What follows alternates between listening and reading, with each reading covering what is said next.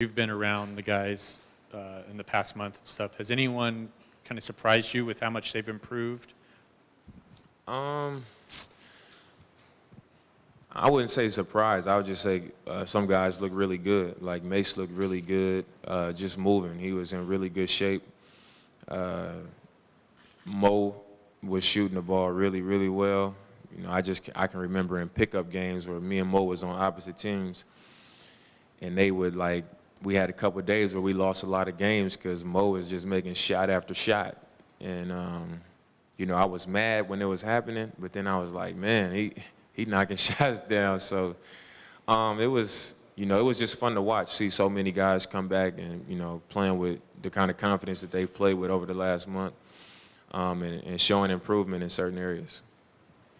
Dame, you had talked about, even at the end of last season, about not getting complacent going into this season and not just feeling good about where you were at. In the early workouts that you guys have been having, can you sense that at all, that the guys are or aren't complacent? And also, what do you think of Ed's hair?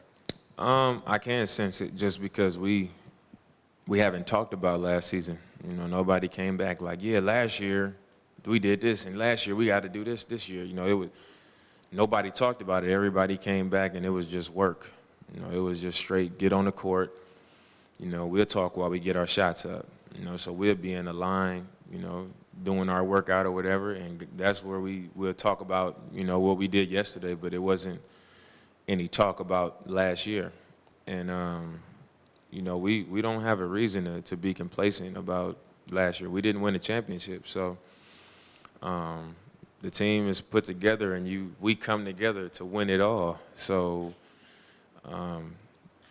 sure, we did some good things last year, but we didn't do what we're here for. So, that means we still have work to do. And like I said, I'm just happy that everybody came back like they plan on moving forward. Dame, with obviously last year, so many guys fighting for contracts and working to get paid. They all got paid this year. Yeah. Is there a worry about that changing this group and the way you guys fight? I mean, if you know the guys in our locker room, then you wouldn't expect anything to change for that reason.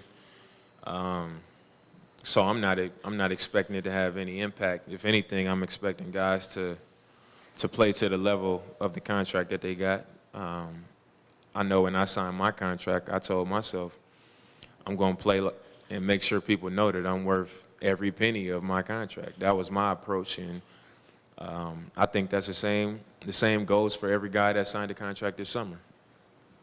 Dame, Nick Krupke, Fox 12. You guys have been connected so deeply. You don't see that in a lot of NBA locker rooms. Why? We like each other. I think in this business, you have a lot of competition amongst teams. You got a lot of egos, and some guys don't like this guy, so they might turn you against another guy. And we just don't have it. We don't have it on our team. We spend time around each other. Guys like each other. We enjoy being around each other. So, I think that's why it's like that. Dame, with your guys' added depth, there's probably going to be some playing time issues. How do you envision this roster handling that, and how will you handle that when you see people maybe getting sideways?